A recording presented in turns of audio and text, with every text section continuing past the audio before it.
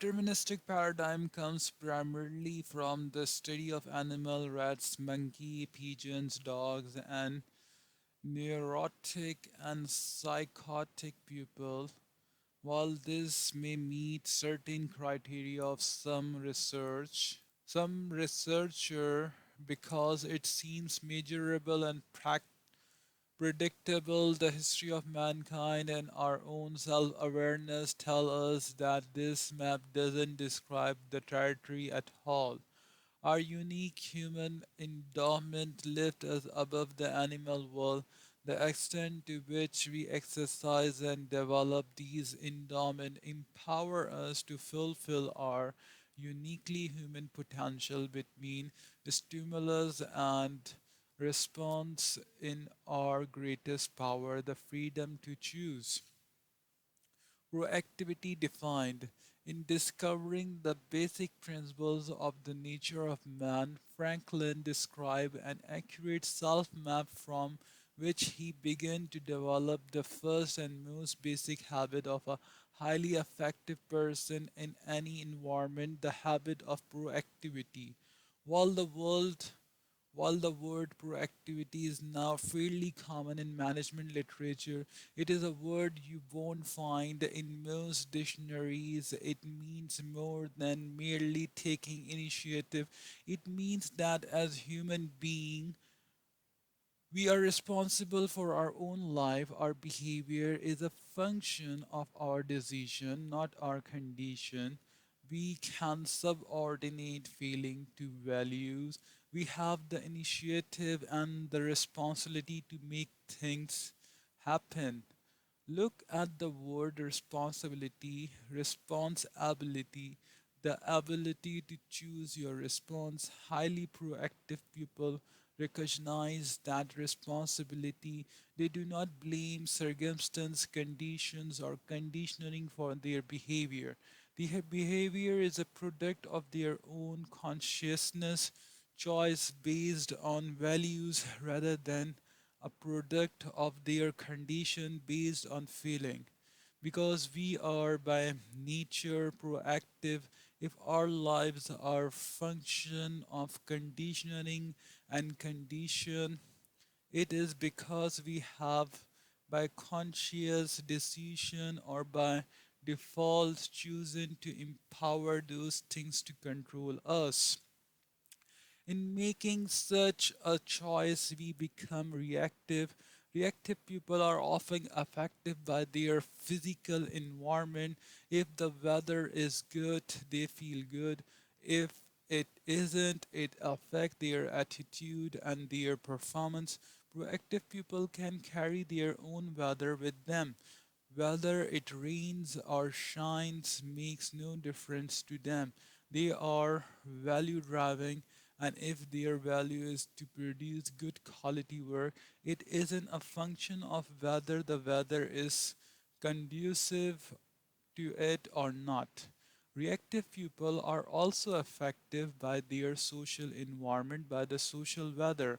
When people treat them well, they feel well. When people don't, they become defensive or proactive and protective.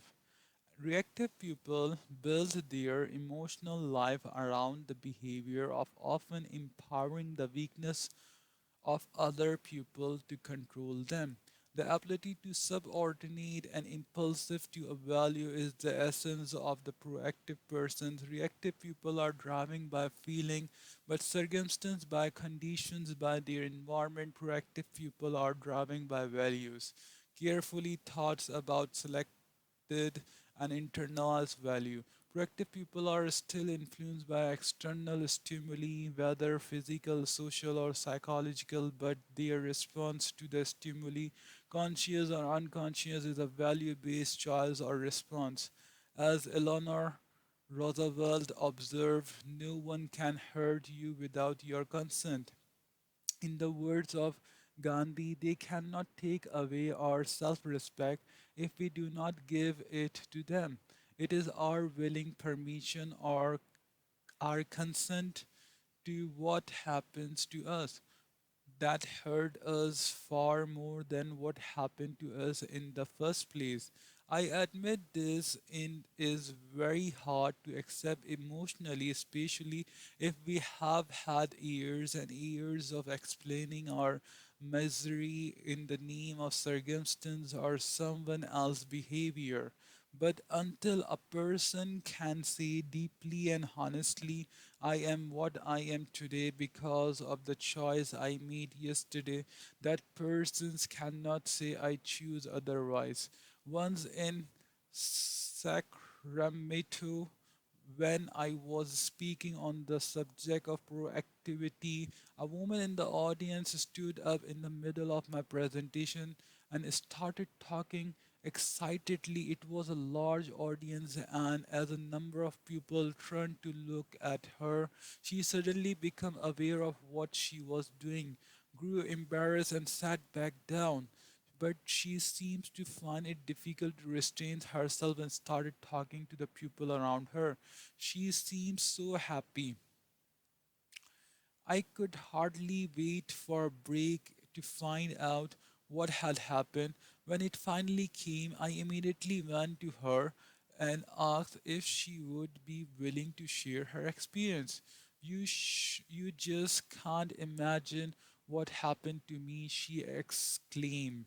I am a full time nurse to the most miserable, ungrateful man you can possibly imagine. Nothing I do is good enough for him. He never expressed appreciation. He hardly even acknowledged me. He constantly harps at me and find fault with everything I do. This man has made my life miserable, and I often take my frustration out on my family. The other nurses feel the same way. We almost pray for his demise. And for you to have the gall to stand up there and suggest that nothing can hurt me, that no one can hurt me without my consent, and that I have chosen my own emotional life or being miserable. Well, there was just no way I could buy into that. But I keep thinking about it. I really went inside myself and began to ask, do I have the power to choose my response? When I finally realized that I do have that power, when I swallowed the bitter pill and realized that I had chosen to be miserable, I also realized that I could choose not to be miserable. At that moment, I stood up. I felt as though I was being let out of San Quentin. I wanted to yell to the whole world, I am free, I am let out of prison. No longer am I going to be controlled by the treatment of some person. It's not what happened to us, but our response to what happened to us that hurt us. Of course, things can hurt us physically or economically and can cause sorrow, but our character, our basic identity, our our basic identity does not have to be hurt at all. In fact, our most difficult experience become the crucible that fork our character and develop the internal power, the freedom to handle difficult situation in the future and to inspire others to do so well. To do so as well. Frankel is one of many who have been able to develop the personal freedom in difficult circumstances to live and inspire others. The autobiographical account of Vietnam prisoner of war provide additional persuasive testimony of the transforming power of such personal freedom and the effect of the responsible use of that freedom on the person culture and on the prisoner both then and now. We have all known individual in very difficult circumstance, perhaps with a terminal illness or a severe physical handicap, who maintain magnificent emotional strength, how inspired we are by their integrity. Nothing has a greater, longer lasting impression upon another person than the awareness that someone has transcended suffering, has transcended circumstance, and is embodying and expressing a value that inspire and ennobles and lifts life. One of the most inspiring times Sandra and I have ever had took place over 40-year period with a dear friend of ours named Carol, who had a wasting cancer disease. She had been one of the Sandra's bridesmaid and they had been best friends for over 25 years. When Carol was in the very last stage of the disease, Sandra spent time at her bes- bedside helping her write her personal history. She returned from those protracted and difficult sessions almost transfixed by admiration for her friend's courage and her desire to write with a special message to be given to her children at different stages in their life. Carol would take as little pain killing medicine as possible so that she had full access to her mental and emotional faculties. Then she would whisper into a tape recorder or to Sandra directly as she took notes. Carol was so proactive, so brave, and so concerned about others that she became an enormous source of inspiration to many people around her. I'll never forget the experience of looking deeply into Carol's eyes the day before she passed away and sensing out of that deep hollowed agony, a person of tremendous intrinsic worth. I could see in her eyes a life of character, contribution, and service, as well as love, concern, and appreciation. Many times over the years, I have asked a group of people how many have ever experienced being in the presence of a dying individual who had a magnificent attitude and communicated love and compassion and serve in unmatchable ways to the very end. Usually about one fourth of the audience responds in the affirmative. I then asked how many of them will never forget these individuals, how many were transformed at least temporarily by the inspiration of such courage and were deeply moved and motivated to more noble acts of service and compassion. The same people respond again almost inevitably. Viktor Franklin suggests that there are three central values in life: the experience the experiential or that which happened to us, the creative or that which we bring into existence, and the attitude, attitudinal or our response in difficult circumstances such as terminal illness.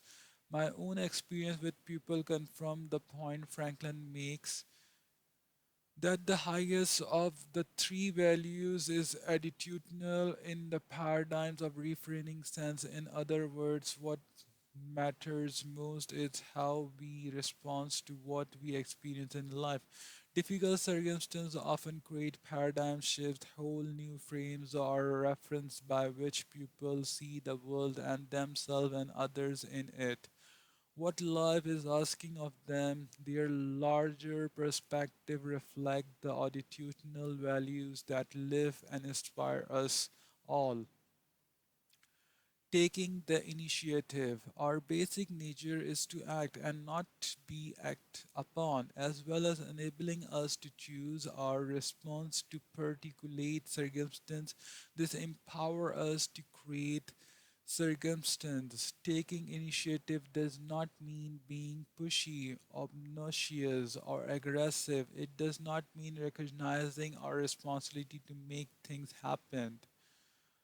Over the years, I have frequently counseled people who wanted better jobs, to show more initiative, to take interest and aptitude tests, to study the industry, even the specific problem the organization they are interested in are facing, and then to develop the effective presentation showing how their abilities can help solve the organization problems. It's called solution selling and is a key of paradigm in business success. The response is usually agreement. Most people can see how powerfully such an approach would affect their opportunities for employment or advancement, but many of them fail to take the necessary steps, the initiative to make it happens. I don't know where to go to take the interest and aptitude test. How do I study industry and organizational problems? No one wants to help me. Many people wait for something to happen or someone to take care of them. But people who end up with the good jobs are the proactive ones who are solution to problems, not problem themselves, who sees the initiative to do better whatever is necessary, consistent with correct principles to get the job done. Whenever someone in our family, even one of the younger children, takes the irresponsible position and waits for someone else to make things happen or provide a solution, we tell them use your R and resourcefulness and initiative. In fact, often before we can say it, they answer their own complaint. I know, use my R and I. Holding people to the responsible course is not demeaning it, it is affirming pro, pro, proactivity is a part of human nature, and although the proactive muscles may be dormant, they are there. Be respecting, be respecting the proactive nature of other people. We provide them with at least one clear undistorted reflection from the social mirror. Of course, the maturity level of the individual has to be taken into account. We can't expect high creative corporation from whose those who are deep into emotional dependence, but we can at least affirm their basic nature and create an atmosphere where people can seize opportunities and solve problems in an increasingly self reliant way.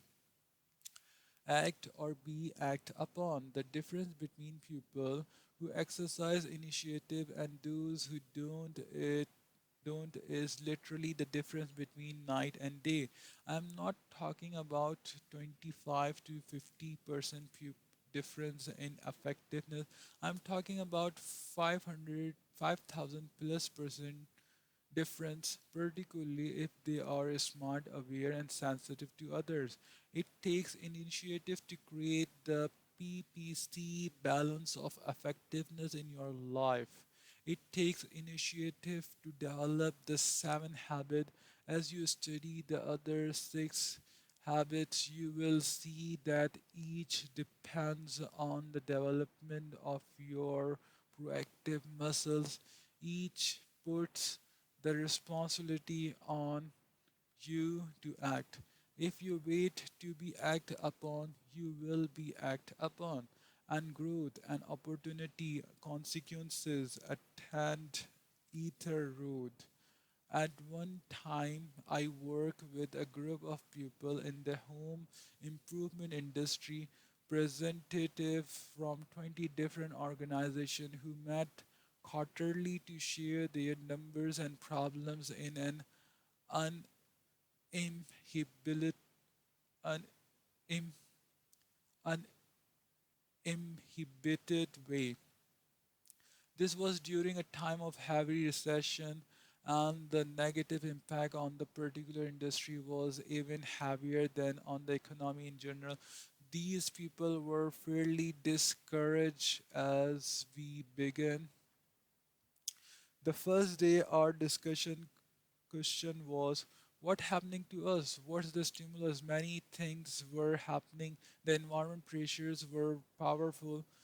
There was widespread unemployment, and many of these people were laying off rents just to maintain the viability of their enterprises. By the end of the day, everyone was even more discouraged.